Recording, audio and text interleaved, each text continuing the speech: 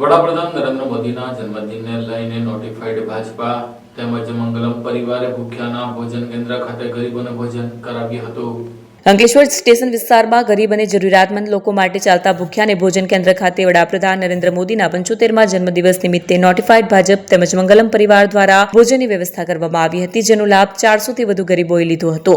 અંકલેશ્વરમાં છેલ્લા કેટલાય વર્ષોથી ચાલતા ભૂખ્યાને ભોજન કેન્દ્ર ખાતે ગતરોજ સાંજે અંકલેશ્વર નોટિફાઈડ ભાજપ તેમજ મંગલમ પરિવાર દ્વારા ખાસ ભોજનની વ્યવસ્થા કરવામાં આવી હતી, જેમાં મંગલમ પરિવારના ભરત પટેલ, ભાજપ અગ્રણી માંગીલાલ રાવલ ઉપસ્થિત રહ્યા હતા।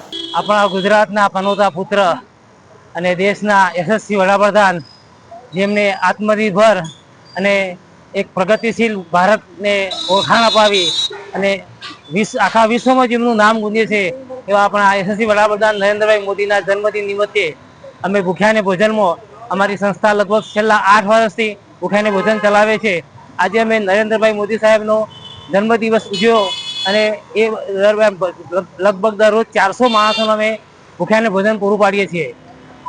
કોઈ પણ જાતનો ચાર્જ લેતા નથી અને દિવાળી કે કોઈ પણ પ્રસંગે અમારો આ સંસ્થા બંધ રહેતી નથી, સતત છેલ્લા 8 વર્ષથી ચાલે છે। જેમાં કોઈ પણ રેલવે સ્ટેશનથી આવે, કોઈ પણ બાળ મજૂર આવે, નાના છોકરાઓ આવે, બધાને દરેકને ભોજન કરાવીએ છીએ, કોઈ પણ જાતની પક્ષપાત વગર।